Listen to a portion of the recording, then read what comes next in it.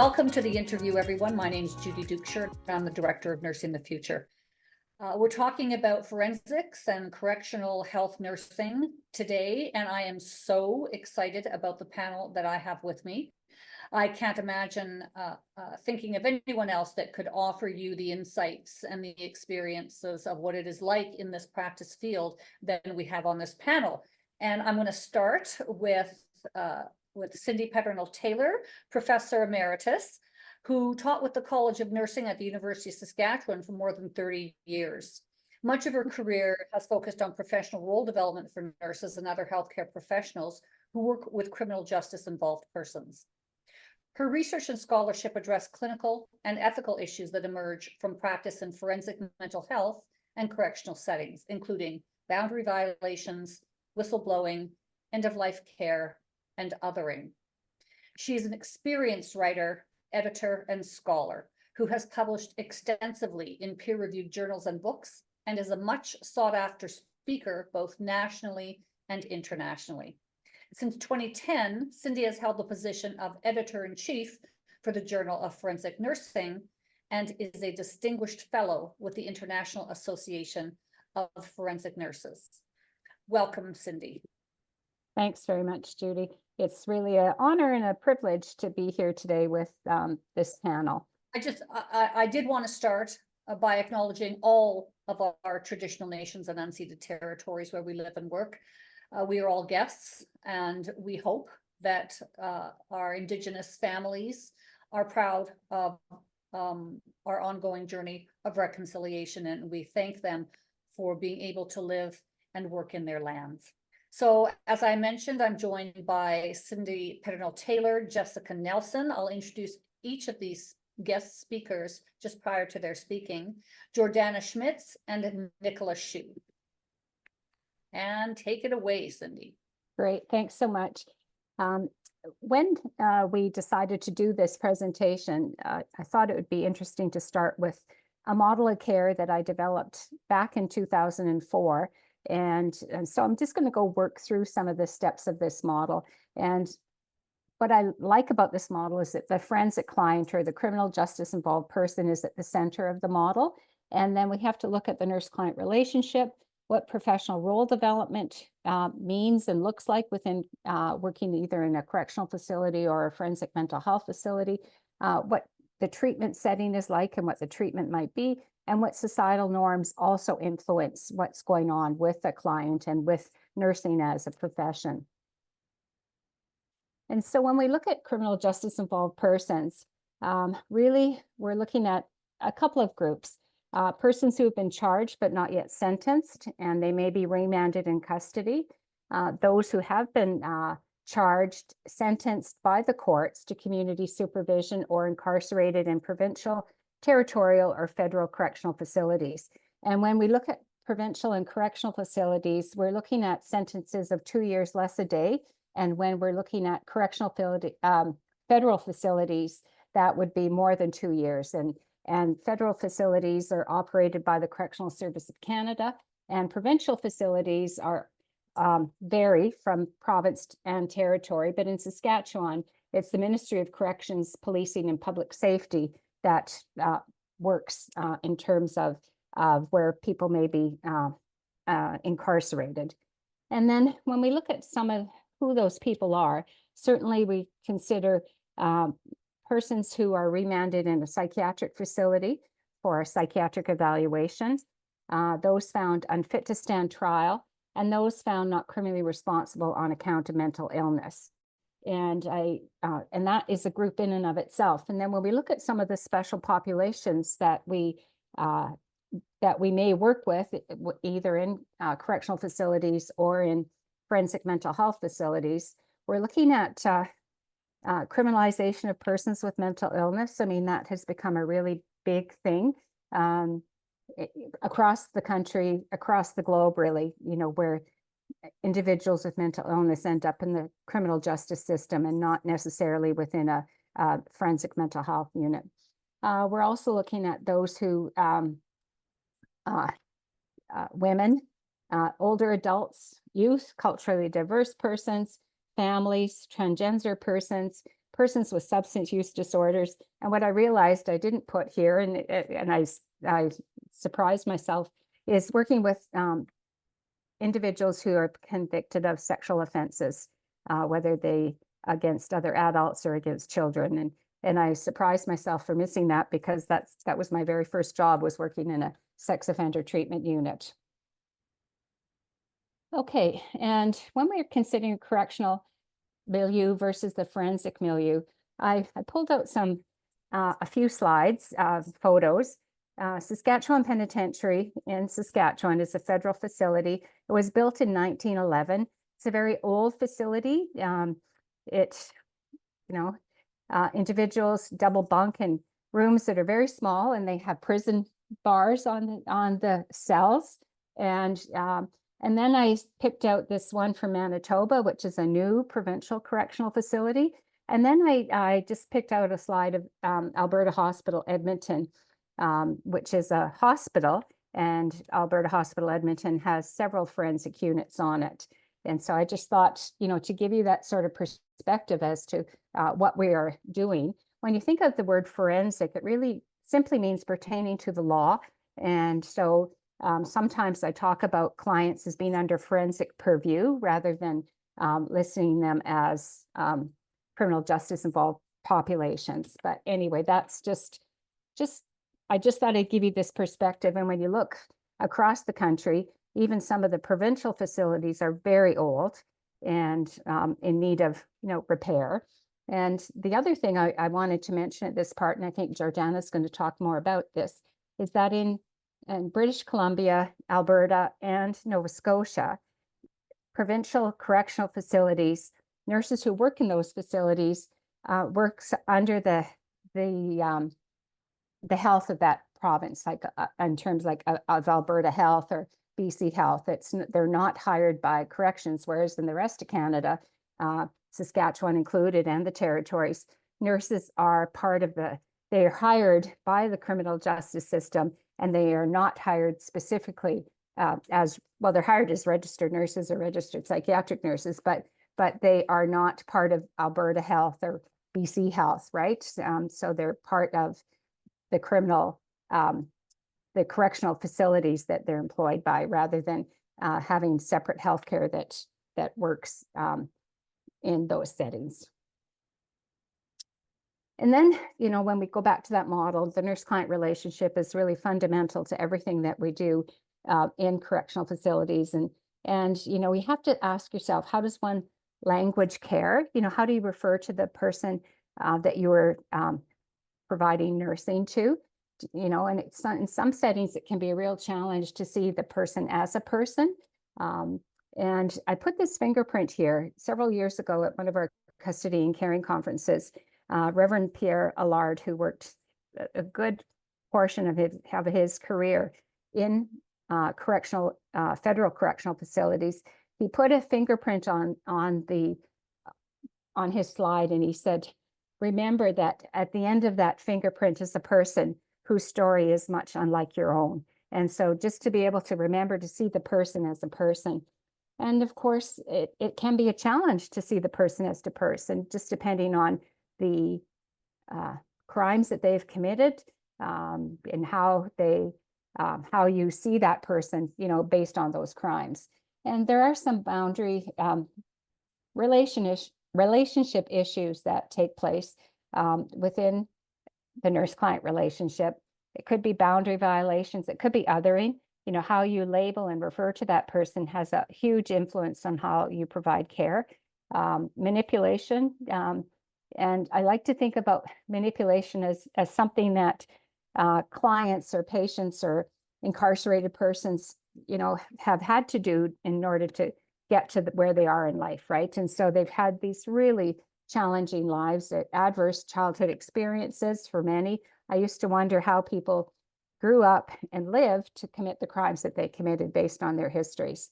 Manipulation, malingering, negative attitudes, and ethical dilemmas that often follow when you're working in such settings. And so how the nurses' roles are defined may restrict or enlarge their image and potential influence within the practice setting and the community at large. And I think this is really important to keep in mind and bear in mind.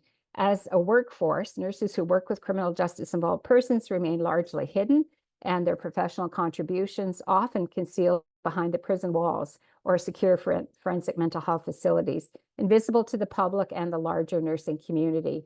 And, you know, it's almost like akin to the population that they serve. They're quite simply out of sight, out of mind. And Goddard, a nurse from the UK, she concluded that physical hiddenness translates into professional hiddenness. And then there's this whole notion of professional stigma. And, you know, it used to be, and I hope this is gone, that, you know, nurses who worked in corrections especially were considered as second-class nurses, nurses that couldn't get a job elsewhere. And we did a documentary in the 90s, and I interviewed a nurse at Saskatchewan Penitentiary, and he said that when he took the job in corrections, people were questioning his rationale for doing so. It wasn't ICU, it wasn't ER, and the more sort of glamorous areas of practice. And he said, I learned more about the human condition and about caring than I ever did in those sittings as I did in corrections. So there is that professional stigma that may be still present. And I look forward to hearing from the other participants about that as well. And then the treatment setting and treatment. Healthcare goals must be considered consistent with the reality and limitations of the setting in which nursing practice takes place. And, you know, when you're working in some provincial correctional facilities, you may be the only nurse and that is working that shift, depending on the size of the facility. And so it can be really challenging to think that, you know, to try to be able to work to your full scope of practice when you are the only nurse and you are responsible for administering medication and responding to emergencies or first aids required. And so you have to really think about the setting and what that setting has to offer. And security awareness is fundamental. And I think that's something that we all need to keep in mind. And that's that static security, which is the fences, the walls, the personal protection alarms, the dynamic security, that may be the staffing and the numbers of staff working, and then the relational security. And that's where boundary violations sometimes come in. And it can be hard to balance custody and caring in some situations, for sure. And then, you know, in terms of treatment approaches, of course, you have to embrace trauma and violence-informed care, not only for the clients that you're working with, but for the staff members as well. If you're a trauma-informed institution, then that includes everybody that works in that institution. It's important to promote recovery-oriented practices, to be able to engage in collaborative and educational partnerships with academia and/or custodial or forensic mental health settings, and partake in professional development, which is critical. And societal norms. And sometimes what happens when we think about societal norms is, you know, it's like lock the door and throw away the key. And sometimes nurses, they may embrace that same kind of philosophy. And I always say to nurses who want to work in these settings, you know, what is motivating you to want to work there?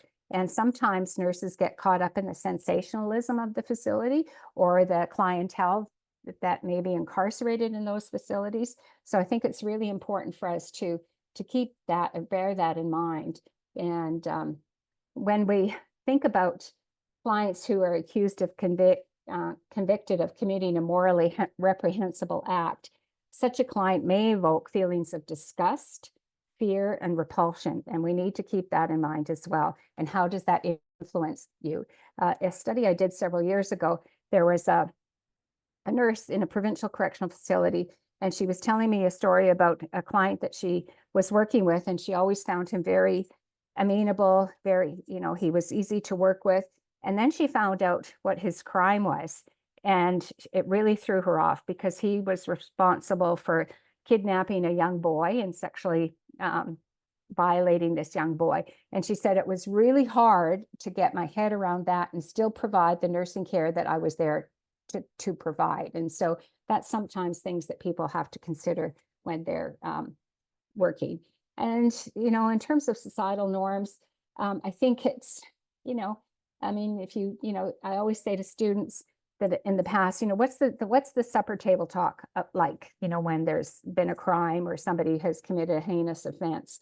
And how does the media portray that? And, what is the political agenda? And so often it's that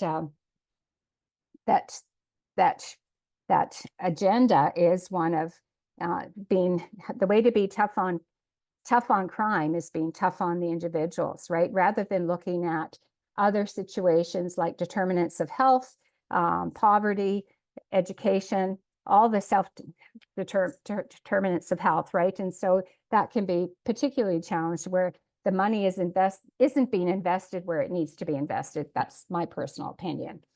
And I think that's, in terms of, societal norms, I mean, custodial environments, whether they're forensic facilities or correctional facilities, they are extremely controversial. They arouse strong convictions from various sectors who debate their proper place in society.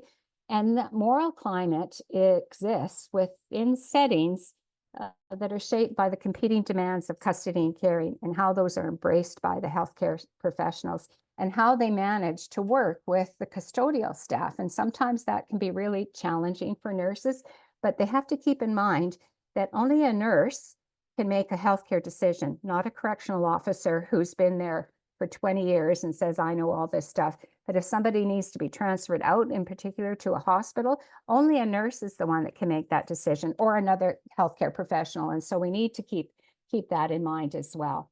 And I think I had one more slide that I was going to show, but I'll maybe just bring it up and speak to it directly.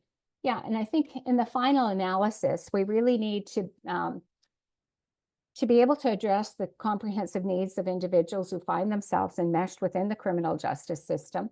And we have to be able to do this in a way that is collaborative with other specialists and specialized agencies working together, because I truly believe that we need to embrace an enduring conviction that caring for criminal justice involved persons is the appropriate and the decent thing to do. And I do believe that correctional nurses and forensic mental health nurses are uniquely positioned to be able to meet the needs of criminal justice involved persons. So, thank you. Thank you very much, Cindy. Obviously, with your incredible background of experience in all of these areas, and you've already started to touch on some of the insights that we're going to be exploring more deeply as we move forward. So thank you for that overview. We're ready to dig into the experience of being a corrections or forensic nurse. And couldn't be a better place to start, Jessica, than with our individual on the panel who has the least amount of experience. So she can talk to how she came to be interested in this area. And when you think about what Cindy has said, Jessica, we look forward to hearing your anticipations of what challenges you might face and how this area of practice can help you grow and inspire you as a practitioner. So Jessica Nelson is a recent graduate in 2024 of the University of Alberta's Bachelor of Science in Nursing Collaborative Degree Program. In addition to this recent academic achievement, she also possesses an honors diploma in disaster and emergency management from NAIT, which she received in 2020. Jessica has a passion for correctional health nursing. During her degree program, she was employed at the local remand center where she worked as an undergraduate nurse. Soon after her degree, she continued on in the remand center as a graduate nurse and most recently an RN. Congratulations, Jessica. Jessica possesses a wide array of experience, nursing and leadership related, which supports her current practice in corrections, including areas of harm reduction, medical detox, mental health eating disorders, and emergency social services. Jessica is a strong advocate for her community, noted through various recognitions, including as Red Deer Polytech's Board of Governors Scholarship for a Citizen recipient in 2022 and 2023. That surely is impressive, Jessica, and we look forward to hearing about your ongoing experiences. Thanks so much for that, Judy. Super honored to be here. I'm at a loss for words, partly because I'm very nervous. And just, yeah, I'm feeling very honored to be here and get to be amongst so many individuals who are so influential and have such great experience in terms of corrections and forensic nursing. Yeah, so kind of as mentioned in my bio, I've been in corrections for about 1.5 years from both a student standpoint and now in my own professional independent practice as an RN. Kind of fell into correctional nursing. I wouldn't say so much as a fluke, but as more saw the job posting and I was like, that's not hospital based. I have no idea what that is. Applied, and here I am. It's been a crazy experience. It's been an absolutely wonderful experience. I've had lots of learning growths, lots of challenges. Every day is a new day for me. We have our standard routine, but we have so many different variables when it comes to like new admissions, collaborating with correctional officers, the different circumstances we deal with in the correctional centers, as well as the autonomy. Some might say lack of resources that we have within our center that has really encouraged me to critically think, but as well to use an enhanced level of clinical judgment that I didn't know I would need to be possessing and using in this practice.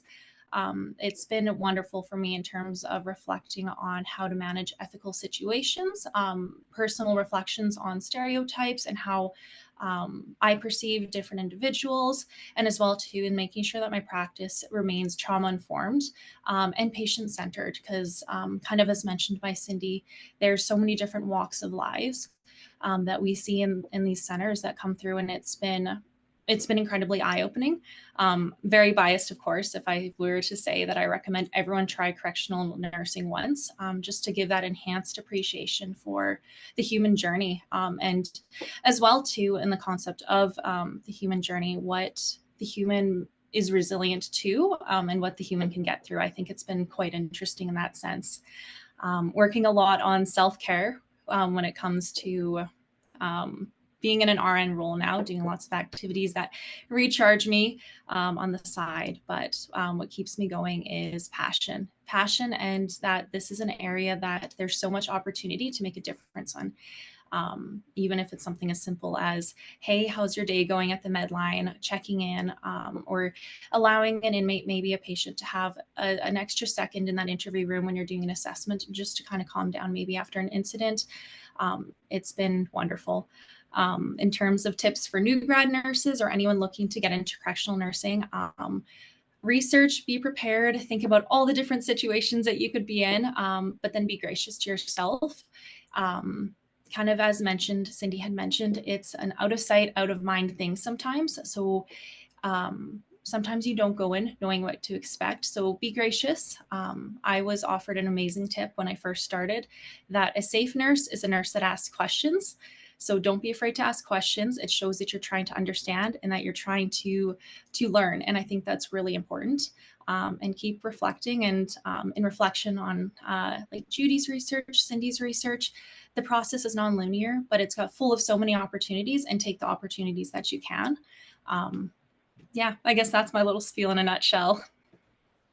Well, thanks, Jessica. It's exciting to feel, and it is coming through the waves, your energy and your passion.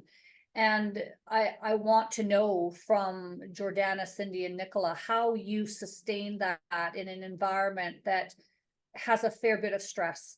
And I'm sure, I have a question for later, but I'm sure this conflict between yourself and the people that you care for. When I say conflict, I just mean the story that Cindy told of learning, caring for someone and feeling like all is well, and then learning something about them that started to influence the way that you actually cared for them.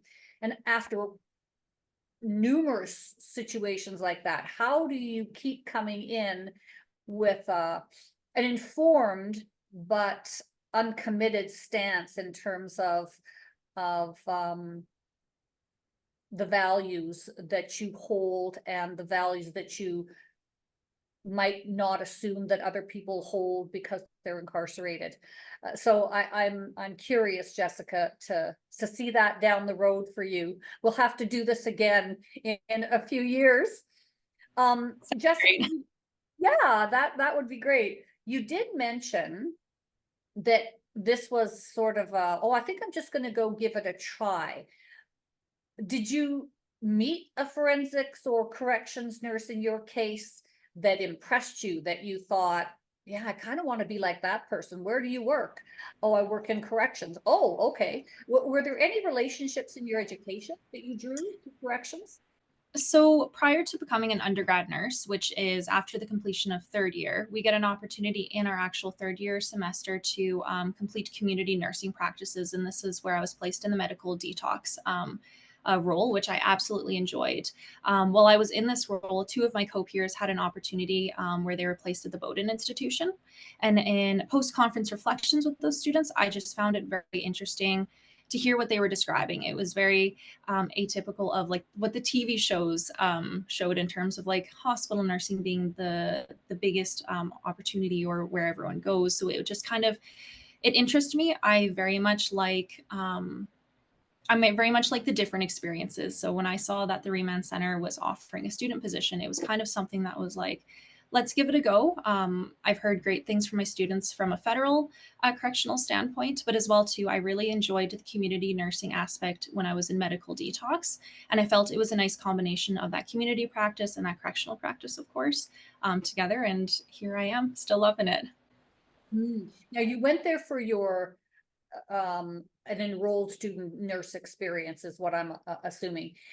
And then obviously you made a decision to apply for a job there. So something really great must have happened while you were there. Can you talk a little bit about what you experienced as a student that made you say, I think I want to go here as a practicing nurse?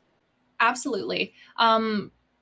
In the least bragging way possible, we have an absolutely fantastic team at the Red Deer Remand Center. I was welcomed with open arms. I was given so much opportunity and support that the practice environment was so safe for me to learn, to make mistakes, to reflect on who I was, but then to keep growing. I was offered and treated to be equivalent as, you know, the LPNs, the RNs, even though I was a student at that time. So that environment in itself allowed me to grow so much. I had fantastic experiences in terms of like codes that I was in or working with new arrests with the missions. And it's kind of as I mentioned in my first portion where I spoke, is that every day is a different day. I don't like to get into, I like routine, but not so much in the sense where it's this exact same thing every day. And the Remand Center always had something a little different going on. Maybe a little bit of an adrenaline junkie in me, but it kept me captured, reeled me in. And really, it also came down to kind of like I mentioned, it just is an amazing work environment. We have such a fantastic team that really supported me in that. I certainly appreciate that. Certainly for any managers or educators that are watching this interview, even though we know it, every time you hear it, you re-internalize it, that it is all about the relationships. And I mean, that's what Cindy was saying in her introduction, and I'm sure Jordana and Nicola will reiterate that. But even when it comes to the people that we work with, it's all about those relationships, and that sense of welcome that a new graduate feels can get them through a lot. So I'm glad to hear that, Jessica. Thank you so much. I look forward to your comments along the way here. I'm now going to move to Jordana Schmitz, who is a senior practice consultant with Alberta Health Services Correctional Health Services. And Jordana is a relationship-oriented practice consultant with over 14 years of correctional nursing experience. Her passion for corrections began as a student at Lethbridge Correctional Centre. As a senior practice consultant currently, she drives best practices across 10 provincial correctional centres, focusing on systems transformation, leadership development, and regulatory compliance. She's led policy reform, strategic planning, and accreditation. Jordana is passionate about correctional health nursing and dedicated to providing compassionate care to an often stigmatized and underserved population. She strives to enhance healthcare excellence within correctional settings by implementing innovative practices and advocating for improved health policy. She ensures patients receive dignified, comprehensive care, believing in quality health care for all, regardless of circumstance. So welcome, Jordana. We look forward to your sharing. Thanks for the introduction, Judy.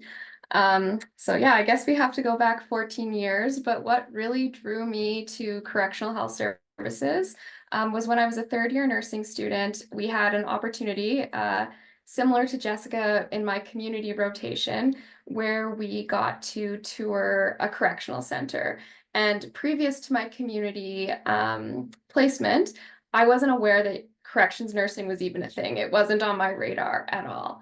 And as soon as I stepped foot in a correctional center and saw nurses working to very full scopes, you know, across a lifespan, youth clients up to end of life, it just struck me that it was something I was really interested in pursuing.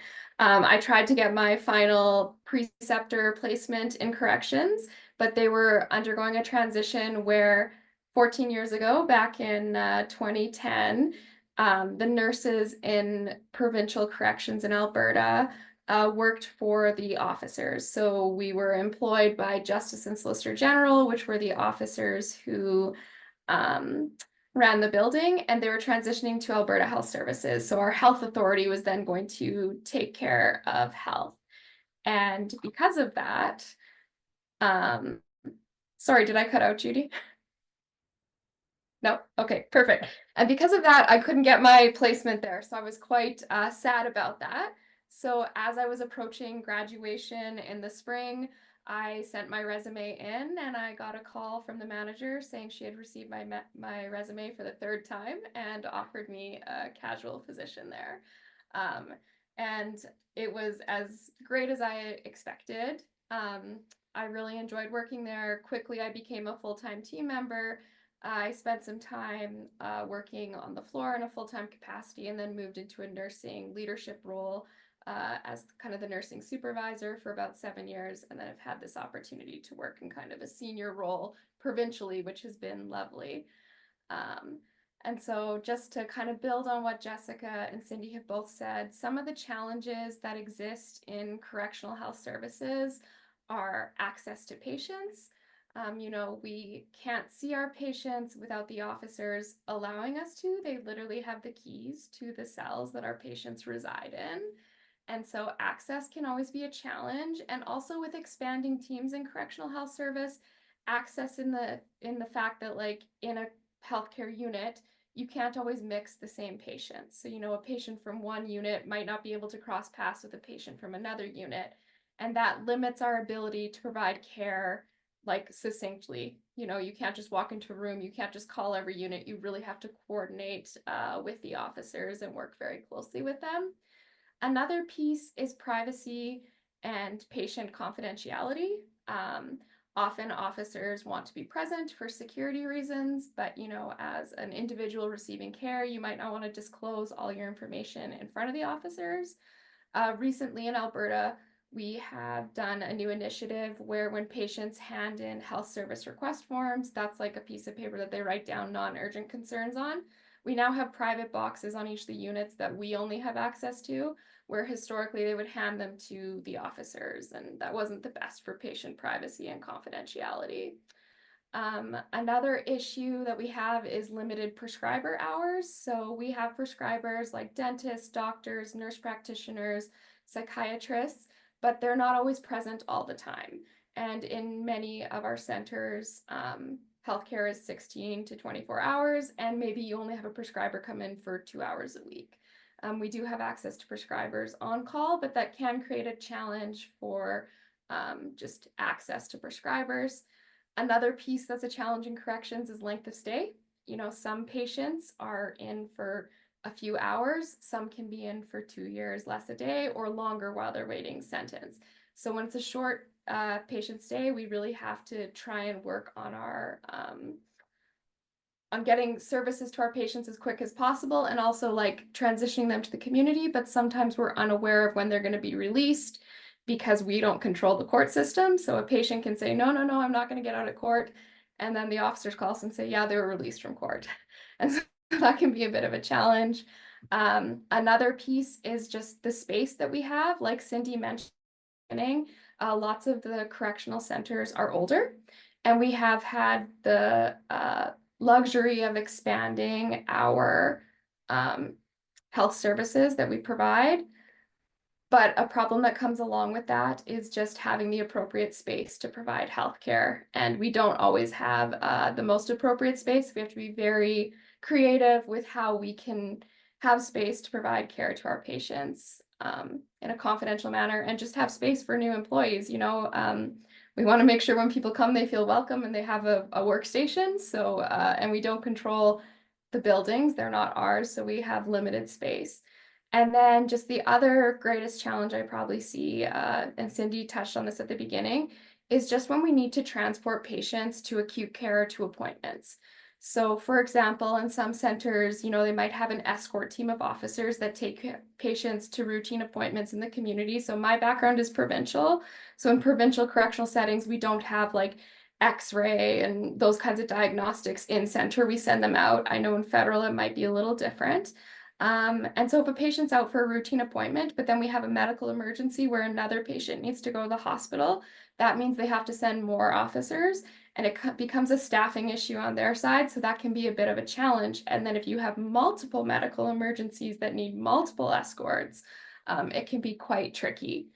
So those are kind of some of the challenges we experience. And truthfully, the majority of those challenges, the way you overcome them is with great collaboration with our partners. So our correctional partners, our overall team, lots of communication, lots of support from upper leadership to address some of the challenges like privacy, prescriber hours, and space issues. And then of course, length of stay, we can't control that, but we definitely try to have a good discharge process. So even if a patient is getting out really quickly, we can link them to resources, or at least give them resources to take to their prescribers in the community, or link them with walk-in resources, because lots of our patients don't have consistent care in the community. And then I think, so that sounds like a lot of challenges, but it's such a rewarding area to work in. I'm really passionate about the patients that we work with. And, one time I had an officer tell me this one thing early on in my career, and it really stuck with me, where he said, Jordana, every person is just one bad mistake away from ending up in prison. And so if you've ever texted and drived, that's a great example of some of the reasons people end up in corrections. And I really believe that nobody wants to be defined by their worst mistake. And a lot of times the patients that are incarcerated, it might be their worst mistake. And echoing what Cindy said, I think it's a Canadian value, and it's a personal value of mine, that everybody should have equitable healthcare. And so I really believe that regardless of circumstance, everybody deserves great healthcare. And my advice to new students and new graduates, although it's been a very long time since I was in that role, to support them in if they were interested in entering correctional health services, I would say you're a generalist. So, just kind of preparing for everything and anything. And the worst thing that can happen in corrections is a medical emergency. So your emergency response, I'd really focus on that. The other things are a slower, less critical piece that you can learn from your colleagues, but it can be quite stressful as a brand new grad responding to a medical emergency. I had lots in my first year, and I felt like I had the most growth. And I did work alone on nights by myself as a brand new RN, and that was quite stressful. But it really taught me to trust my instincts, realize that I knew more than I thought I knew. And I would just really encourage people who are interested in this area to ensure they feel comfortable with emergency response. Oh, what a wonderful overview. Thank you for that, Jordana, of kind of those grassroots issues. Cindy gave us that larger umbrella idea of what we're looking at here in corrections and forensics, and then you took it right down to that practice piece. Really appreciate your going through all of those. I wouldn't necessarily consider them challenges, but realities of working in corrections. The thing that struck me, a couple of things struck me. I guess persistence pays off, right, Jordana, with all of those applications? You're obviously in the area that you should be in because you have such a heart for it. But the idea of the variation of care that you might need to give in a correction setting, it's just really overwhelming.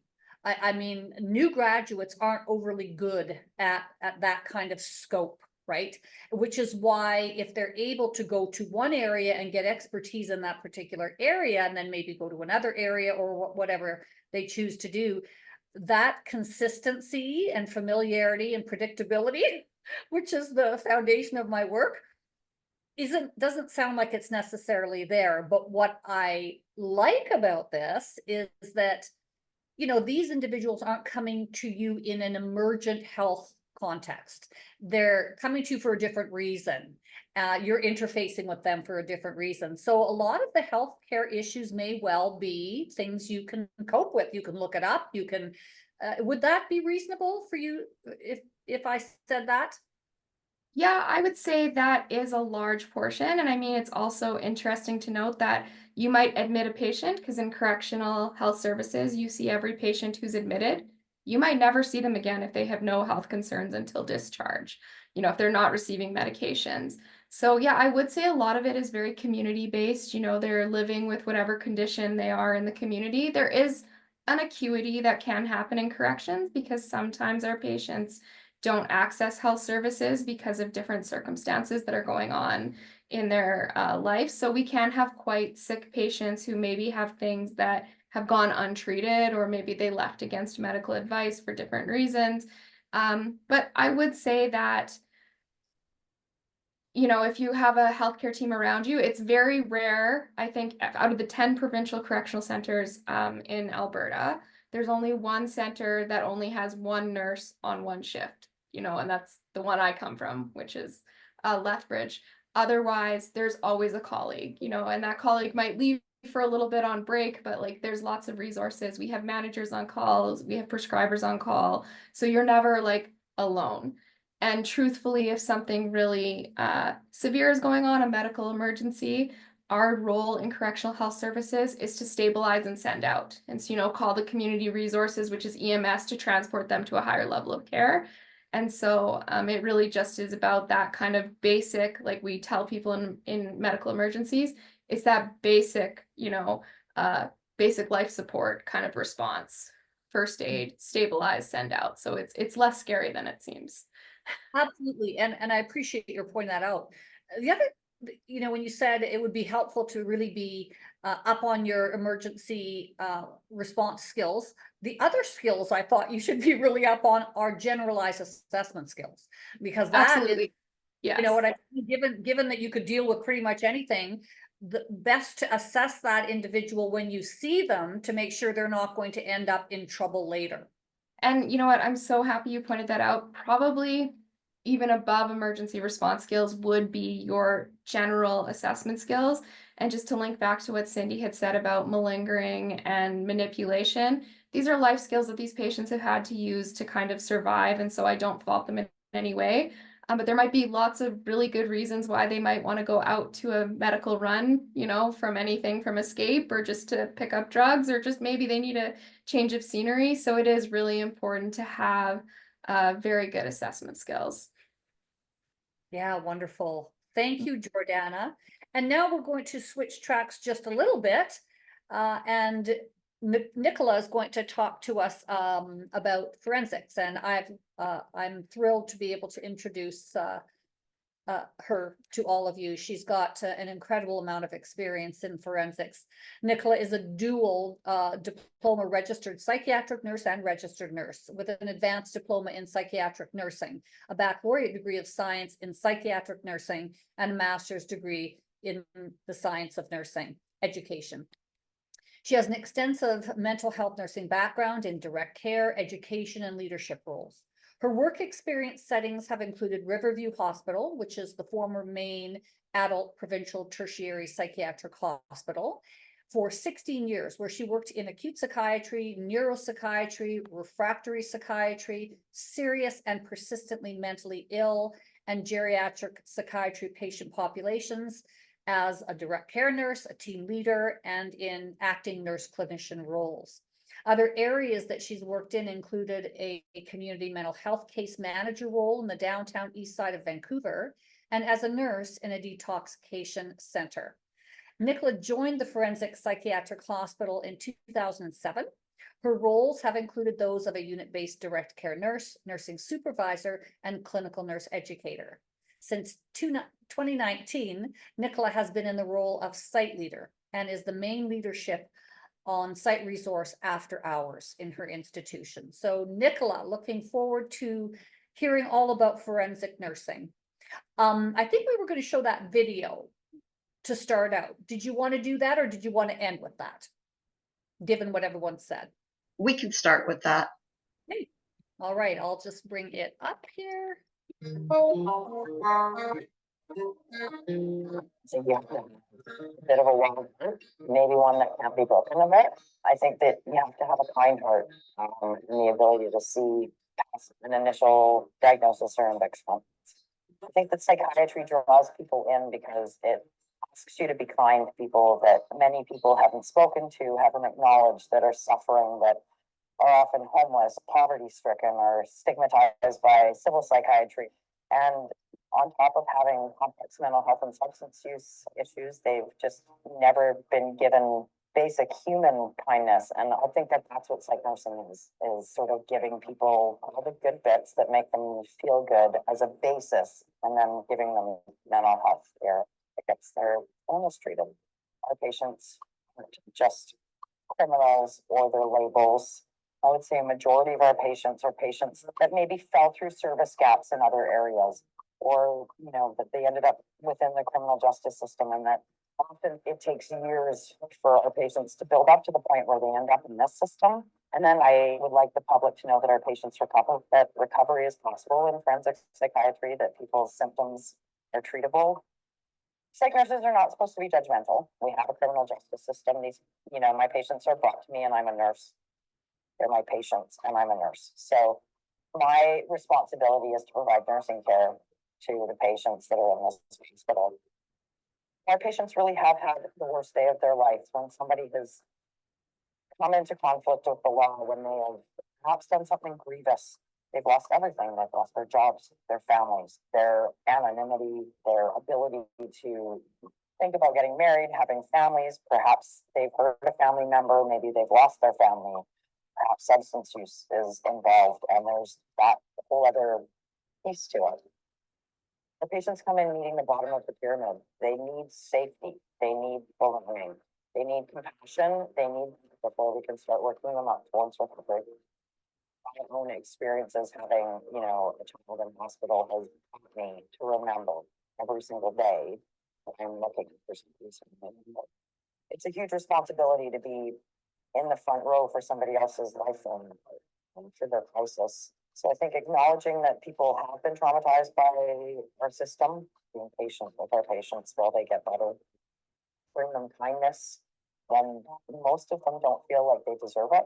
It's sort of a demonstration of my core values as a human being that, you know, every person deserves respect and dignity.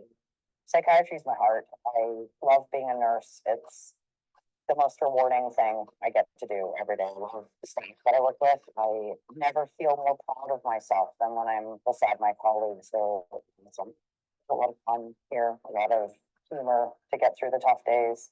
Working with this population, I love taking people who are extremely unwell and traumatized and helping them get better. There's a lot of secondary gain in helping people who nobody has ever helped before. It's awesome.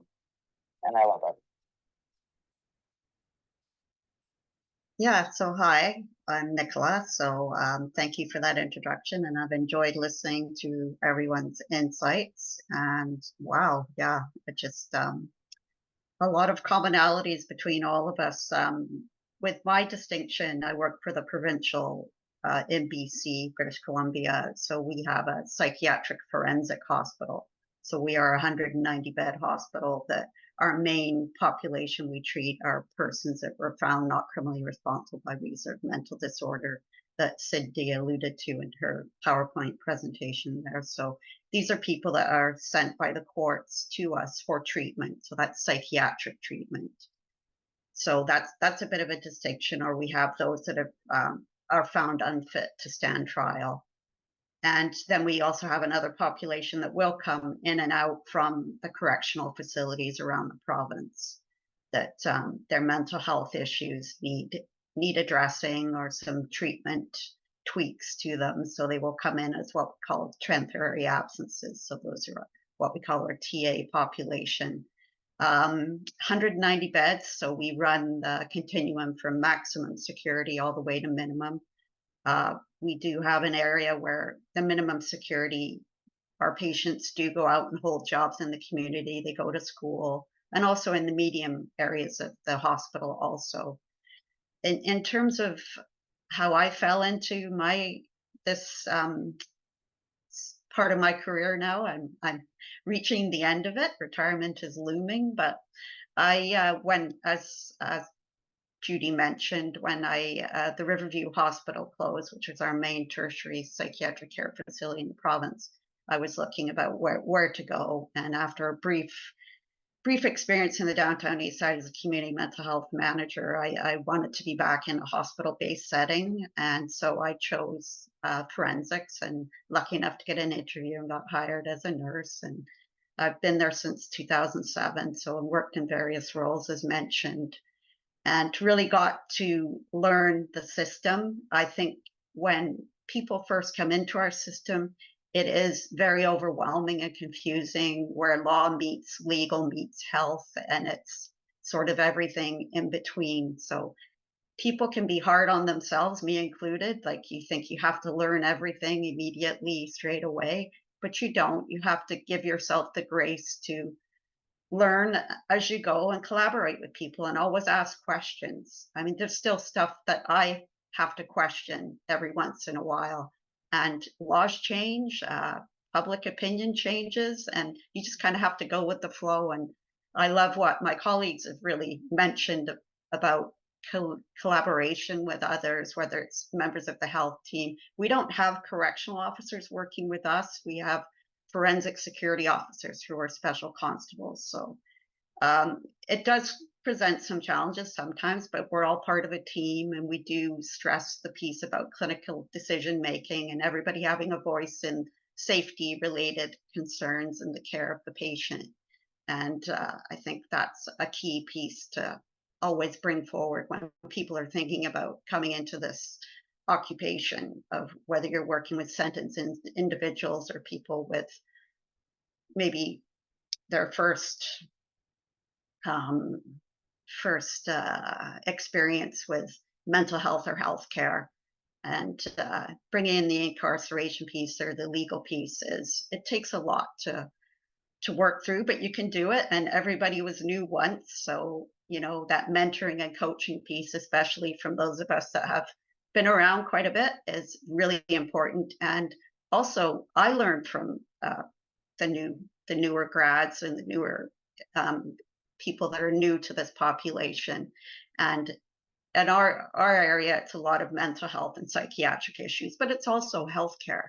You're not just dealing with someone's mental health, you're also dealing with that physical piece, and vice versa.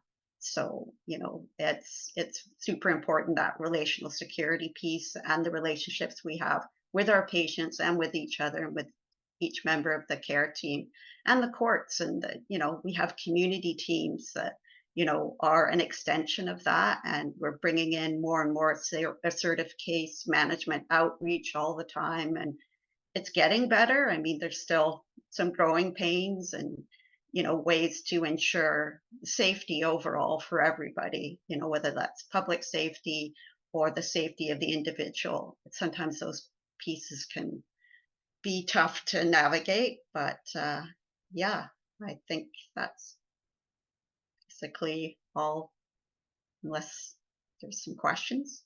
So I'm hoping everyone can respond to this, and just put your hand up if you do want to respond. But Nicola, how do you recommend for younger individuals like Jessica, or students or new grads that are coming in other areas of corrections and forensics? what resources can they reach out to so that they can find that balance between their role as custodians and their role as caregivers and healthcare practitioners? What's your suggestion? So, I mean, there's all kinds of avenues. You can go on the internet, you can do searches, you can speak to people that work in the areas. I mean, our hospital has just adopted a employed student nurse program. There, you can go to your local colleges and look for people, you know, connections that would be willing to speak with you. Even reaching out for a tour or things like that. I even did that when I was first thinking about uh, going to an interview there, as I wanted to actually know what the facility looked like. And it's interesting, when I was watching the video, that Mandy, the nurse that's profiled there, she's now a manager. So that's somebody that's worked their way. She was a healthcare worker, which is sort of like a licensed care aide, and then she became a nurse, and now she's a manager. And it just shows, you know, those areas of development also. So speaking to people in different roles and the different schools. I mean, there is some discussion about whether mental health, you know, forensic mental health nursing should be seen as some sort of a specialty, because there are some things you have to be quite adept at, but it's nothing you can't learn. So that's basically my input. Thank you, Nicola. Cindy or Jordana, do you have any recommendations for the students or grads are watching, and Jessica, whose ears are open? Cindy. I think what I usually tell new nurses or nurses new to corrections or forensic mental health to really be honest with themselves about why they want to work there, you know, in terms of, you know, being really candid about any preconceived ideas they might have, their attitudes, their feelings, beliefs, and any stereotypes they might have of the clientele or that environment, right? And so they really need to be honest with themselves as to why they want to work in that setting. We at the University of Saskatchewan in the 90s, we started placing students at the Regional Psychiatric Center, which is a federal correctional institution, but it's also an accredited mental health facility. And that was pretty novel at that time, right? I mean, I think we were probably one of the forerunners to placing students. And students often get an idea of, you know, is this something I want to do? And, you know, Jessica, you talked about that. You had that experience as a student. The other thing I think is important is we need to be looking at patient ratios, right? And so often it's amazing that sometimes nurses stay, right? And a study we did, and we interviewed some people from Manitoba, and they said, yeah, we spent a whole day or a couple of days orienting this new nurse, and she left, or he left, right? Because they just didn't think that's what they wanted to do, because they were so short-staffed, right? And so I think we need to be advocates as well for proper patient ratios, making environments for nurses, all healthcare staff and correctional staff, a safe place to work. I mean, I used to say I felt safer working at the Regional Psychiatric Center than I did in some other settings, because, you know, whether it be a med-surg unit and you've got a patient that's detoxing or whatever it might be, right? And so, but I think that's something we need to keep in mind is, you know, what are the patient ratios? How do we make sure that all staff are safe within that environment? And it goes back to the trauma-informed care, right? That everybody is a part of a trauma-informed care needs to be relevant for everyone in the facility, not just for the patients or the criminal justice involved persons that you're working with. Mm-hmm. Yeah, great points. Jordana. Yeah, I feel like Cindy and Nicola already gave really great suggestions. You know, one thing that just kind of was ruminating in my mind while Cindy was talking was this idea that the patients in corrections are different than the patients we care for in community. And, you know, I feel like I need to dispel that myth, or just highlight that when these patients aren't incarcerated or aren't in a forensics facility, if they're accessing healthcare, they're being cared for by all the other healthcare professionals that work in hospitals and communities. and recognizing that in corrections, there can be different stressors for those patients that they may not have when they're, at large in the community. But they are just really people at the end of the day, just, living their lives. And, I've always found it funny when people have asked me about the safety question, because, I think all healthcare providers have been in situations where patients might be volatile or not having a good day. And the one thing about working in a correctional health setting is that there are correctional officers there that keep you very, very safe. And so I've been very privileged, but in my 14 years of working in correctional health services, I've never felt unsafe. But I did have a scary experience in the hospital as a new grad working in a rural acute setting. So not saying that there aren't situations that happen in correctional health services, but I do think safety, some people have the assumption that you would be less safe in a correctional environment. And I think it's all very situational, and there's safety issues everywhere. Oh, I really appreciate that, Jordana, particular for individuals out there that have that question. And I think there are a lot of them. So help me dispel it as well. So thank you very much, Jordana. I think I'm going to give the last word to Jessica as she reflects on everything that's been said. What are your main takeaways, Jessica, as you go back into your environment as a new nurse? Yeah, absolutely. Thank you. I think my biggest takeaways is that there's going to be challenges regardless of which setting that you're in. These challenges are normal. Take them with grace, take them as a learning opportunity. And kind of as Jordana had mentioned, you're never alone. So don't feel like you are. Take advantage of the people around you, ask those questions. And it really makes me reflect, especially as we talk about how we treat these individuals. They're humans just like in any other setting. During my pinning ceremony, in April, a speech was given by one of our instructors that it was, especially as a new grad, you're very focused on these skills. This is my first catheter. This is my first lab draw. Even though we're doing these skills, and especially as new grads, when we're so fixated on checking things off our to-do list, remembering who's on the other end of, let's say, that injection, that's a person with a family, that is a father, etc. Just remember at the end of the day, when you're doing those skills, when you're so fixated on progressing your practice, who's helping you develop those skills? Those are the patients. That's really my big takeaway. Thanks, Jessica. I think about my start in critical care and my many years in critical care, and the patient gets lost in my case under tubes and machines and things like that.